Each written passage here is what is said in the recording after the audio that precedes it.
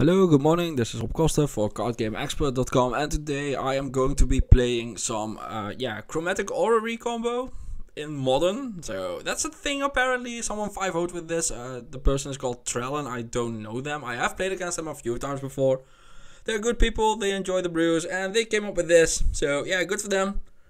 This looks sweet. So what you're trying to do is chromatic orrery and just untapping it infinitely with the filigree sages. So use the untap target artifact ability from the filigree sages to untap the chromatic orrery, and then not vice versa. Do the thing, just do the thing. Like, you untap this, get infinite mana, draw infinite cards. So you draw your deck and then just kill them with whatever, probably Walking Ballista. So that's that. For the rest, this is a Tron deck. Here are Tron cards, here are Tron cards. We have a Khan the Great Creator Wish package. So onto that. This is our wish package. There's some genies in here. Some angels, some memoirs. Like, there's a bunch of cards here for all sorts of weird situations.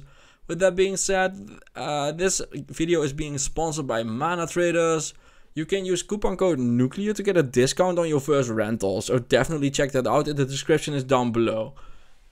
And let's get to the matches.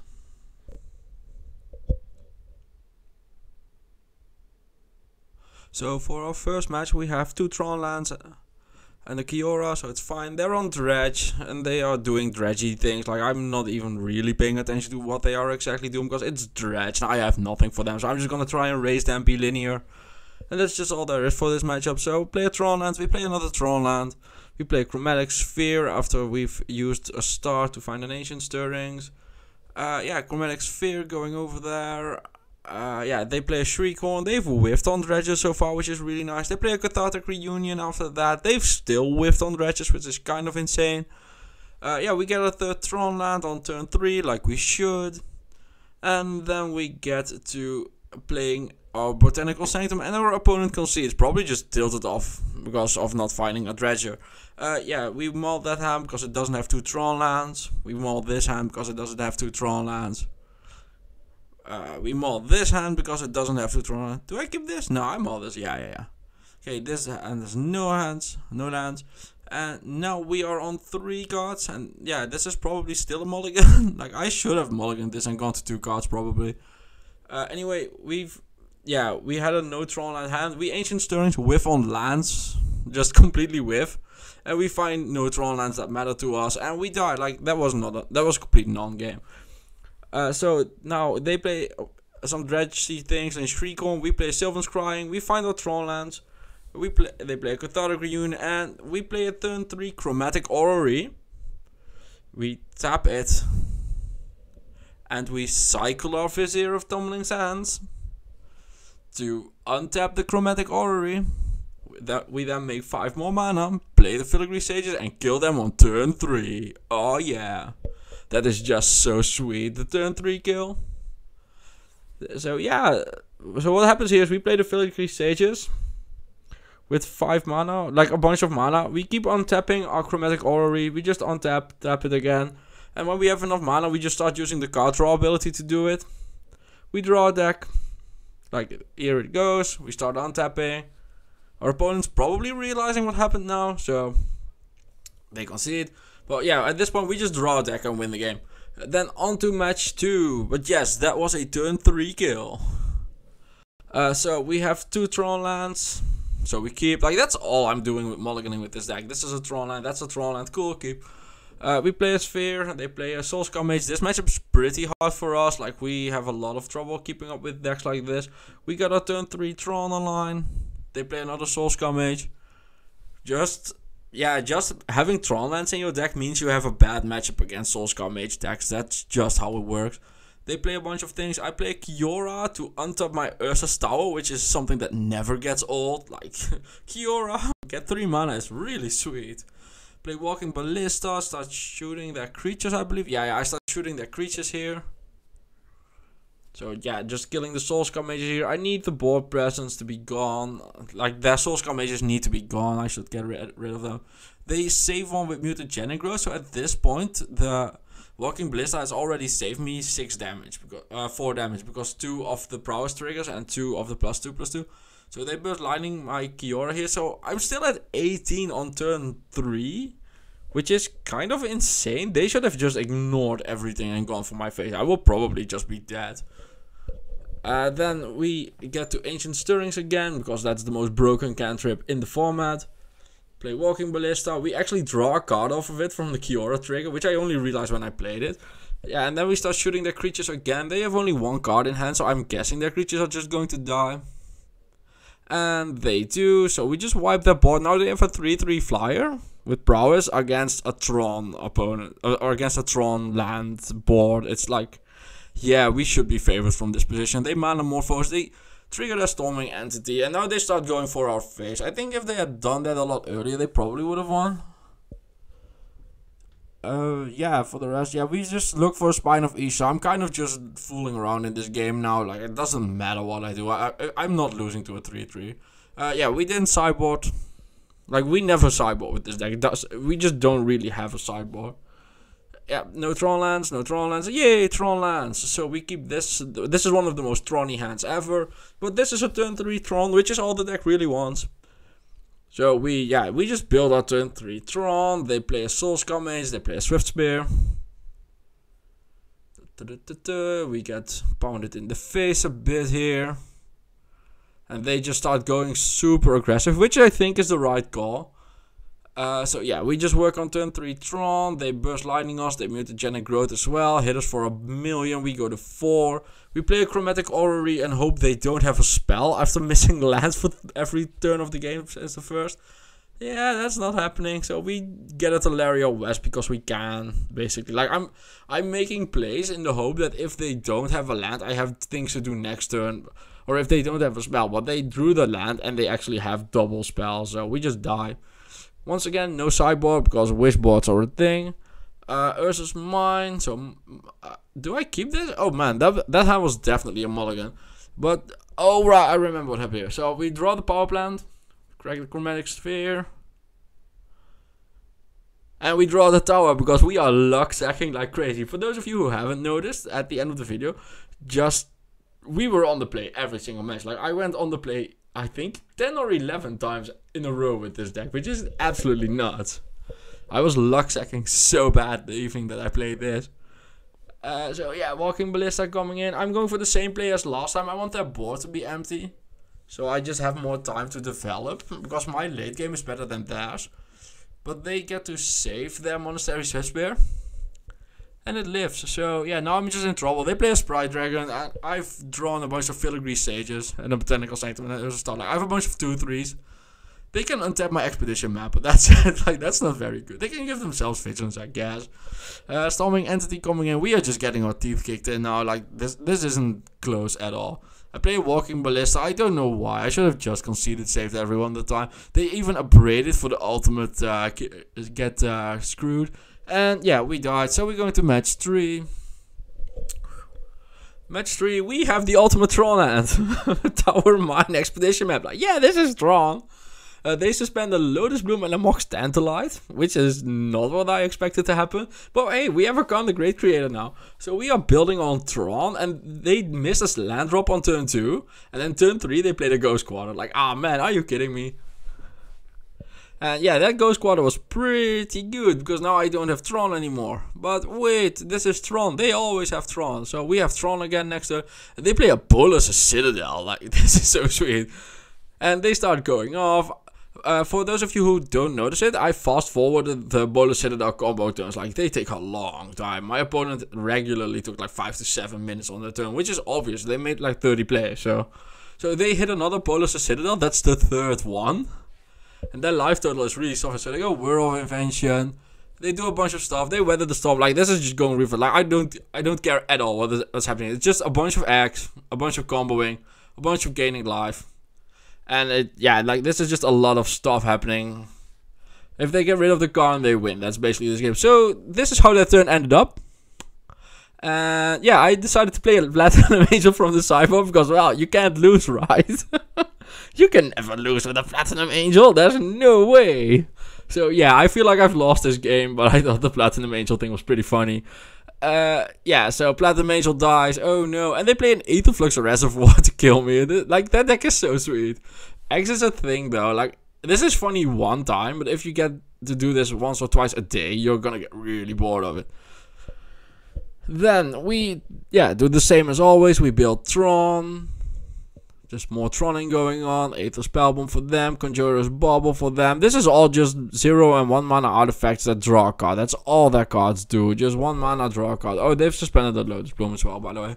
Ancient Stirring for us. Just working on Tron. Doing Tron-y things. Yeah, they just draw cards.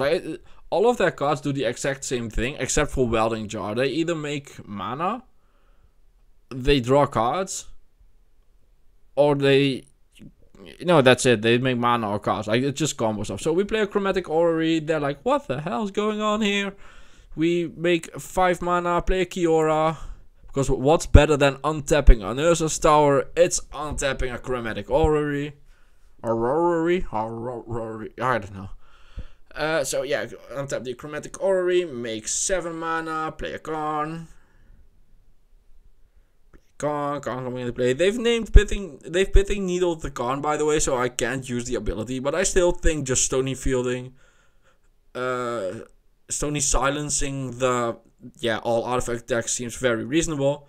We draw another Chromatic Orrery. And yeah, we have a Walking Ballista. I should just have played like a giant Walking Ballista here, but that's no fun. So I decided to try and go combo. Just cycling Vizier, drawing a card, drawing more cards. Like, I just want to draw cards. I know I can kill them next turn with the Walking Ballista. Anyway, so we draw Chromatic Star. We just kind of fizzle out here. Yeah, Silver Scryings. Yeah, that's a problem this deck definitely has. You just keep fizzling out, and they echoing through their Karn, which is a bad sign. So, and now they're Inventor's Fairing for an artifact, and then they conceded. Like, sure. We actually sideboard this game. We bring in Veil of Summer for the echoing through because Walking Ballista just didn't really matter to me. So yeah, we have 2 Tron pieces. And they suspend a Lotus Bloom and 2 Mox Tantalite, so they are going off. Inventor's Fair for them. We play Expedition Map. That stuff comes into play a few turns later. And we are just building on Tron. Tron. They play a Sidemaster Top the Wrist, which just gets a 1/1 flying token every time you play an artifact. We draw another Urza's Tower. Yeah, we just check the sideboard. I see a Chromatic Orrery. And then, yeah, I have Tron, 2 Planeswalkers, untap my Forest. This is to bluff Veil of Summer. Like, they've seen one because I've cycled one. But they just conceded there. Like, they just conceded on the spot. So for our 4th match, we have an Urza's Tower, a Mine, and an Expedition Map. So definitely keeping. They go Noble Hierarch with the special artwork for Magic Online, which is just a bug. Like, sometimes the cards just stay empty like that. I don't know what's causing it, so I don't know how to fix it. Stoneforge Mystic for them. They play a Ghost Quarter. They get rid of our Tronland. We play a Sylvan Scrying, so we just get Tron anyway. Because, well, we are Tron, so we are always having Tron. That's just how it works. Then they search for a better no, they search for a sort of Fire and Ice, but they just concede here. Like, they know we have Tron next turn, and they just concede. Like, they don't care at all. Then we didn't sideboard. On to game 2. We have Urza's Mine, Urza's Power Plant in our 6th card hand, so we keep. They go Field of Ruin, Aether Vials. That's 1 piece of Tron hate. Then they go Damping Sphere on turn 2. That's 2 pieces of Tron hate. Then we go Sylvan Scrying, get our Tron complete. Oh no, with Damping Sphere it's better to get the Botanical Sanctum, just get the duel. And then turn 3 Kitchen Things for them, which is, yeah, like, it's pressure, sure, you know, like, you need to kill Tron. That's Thalia, Guardian of Traven, that's 3 pieces of Tron hate. So yeah, they get attack in. I play my 1/3 on against that 3/2 and that 2/1 because, well, this is almost a draft game now. They Aether Vial in a 2/1 flyer with flash, and there's a Grizzly Bears with some relevant ability. That's 5 pieces of Tron hate, by the way. Just putting it out there. That's 5 pieces of Tron hate by turn 5. My 1/3 stops them from attacking with their 2/1. Yeah, we play Walking Ballista. Yeah, Walking Ballista is gonna block and then just shoot their X1 creatures. So yeah, our 2/2 just killing some creatures here. This is just a draft match, and it's insane that even after 5 pieces of Tron, hey, we are still kind of in this game if we draw running Walking Ballistas and lands. So yeah, we shoot their X1 creatures, they play Path to Exile on our 1-3, and yeah, we can't search because of the Leonin Arbiter. Aether Vial happens, they play an Eternal Witness, and that art is very pretty. I don't know where it's from, but it's very pretty. I like it a lot, it's really cool. So Filigree Sages for us, that's a 2-3 with Vigilance in this game. And yeah, they play Thalia, so 2-3 Vigilance, just the biggest thing on the board together with the Kitchen Finks. But it keeps them at home at least. And then they Vial in a Night of Autumn and they kill our 2-3 Vigilance and we die. That's just, yeah, this game is over. And yeah, we conceded, good.